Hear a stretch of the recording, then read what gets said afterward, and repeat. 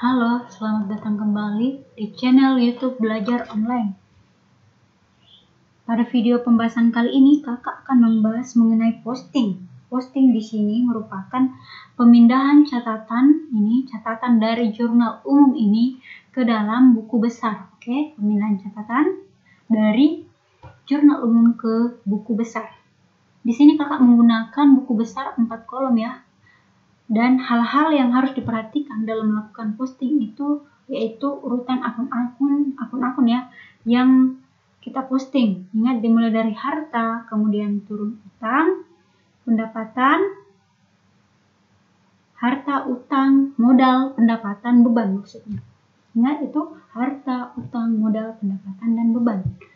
Yang pertama itu kita itu karena harta pertama berarti kita akan memposting namanya kas. Mengapa kas lebih dulu ini? Karena kas ini merupakan harta yang paling lancar ya. Maka kita langsung lihat di jurnal umumnya, kasnya kita ini di tanggal 1 itu posisinya berada di debit ya. Di debit, berarti kalau kita posting juga harus di debit ini, sebelah debit sini ya. Oke, sama halnya seperti ini dengan keterangan modal awal. Oke, ini saldonya ini 500 juta di debit.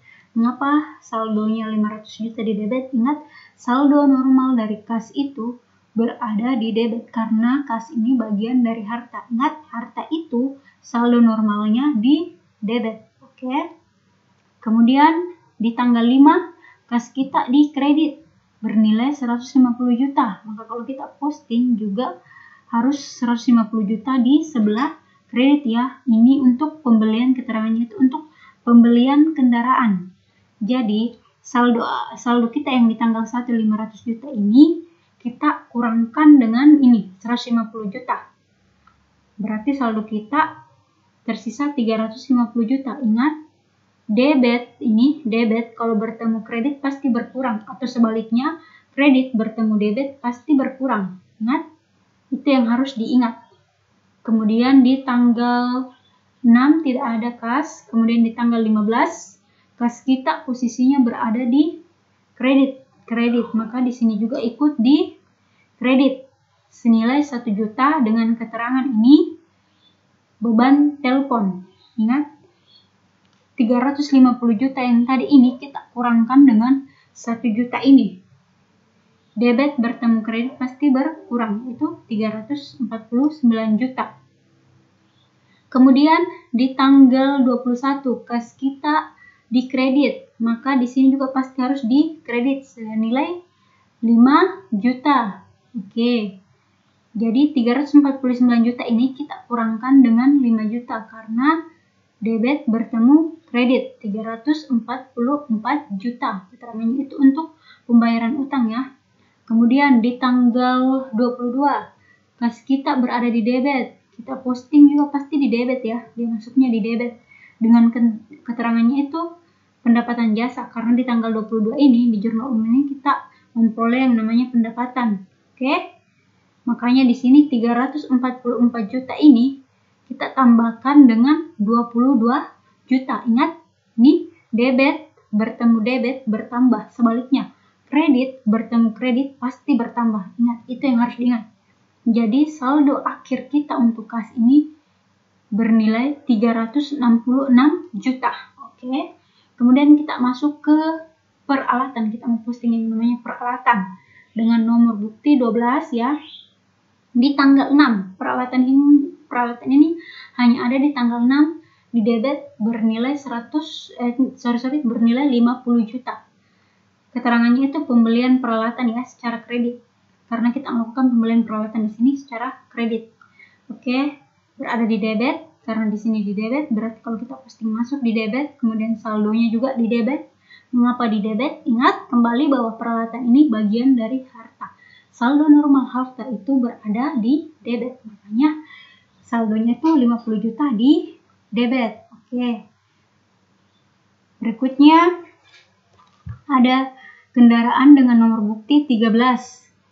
Kita lihat di tanggal 5 Januari untuk kendaraan ya 150 juta di debit. Keterangannya pembelian kendaraan Ini 150 juta kita pindahkan di debit karena di sini di debit. Jadi masuk di sini juga di debit.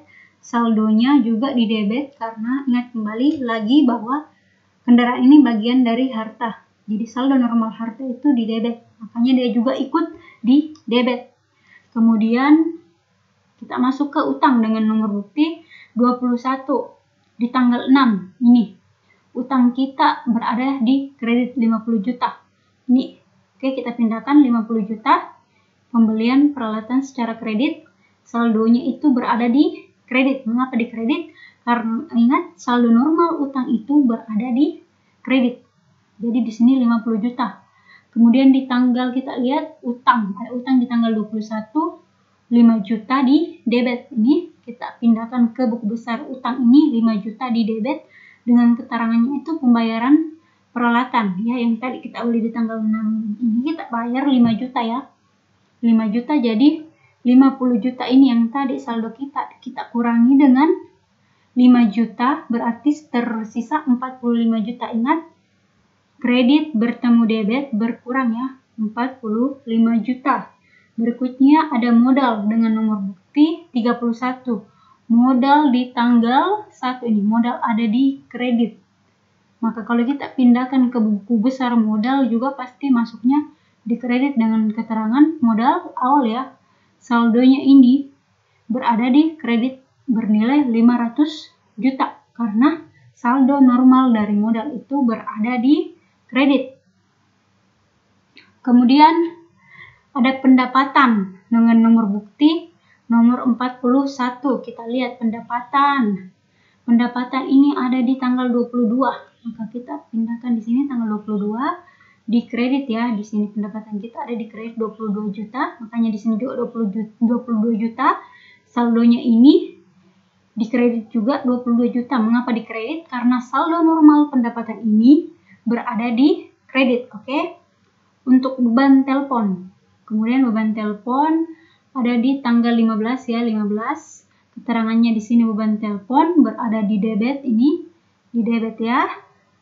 1 juta, makanya di sini juga masuk 1 juta di debit. Kemudian saldonya itu berada di debit. Mengapa di debit?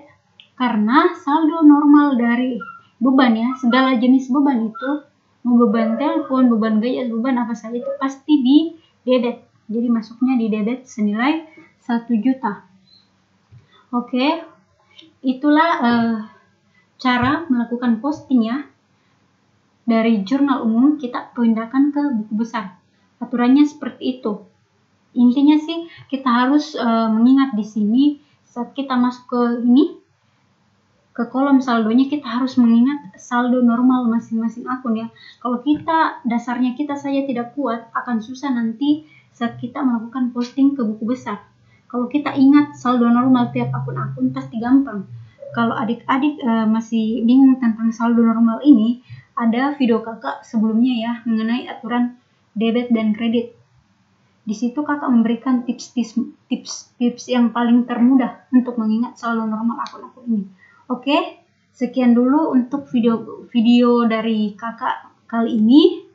Terima kasih ya yang sudah like, subscribe, komen, dan membagikan video kakak.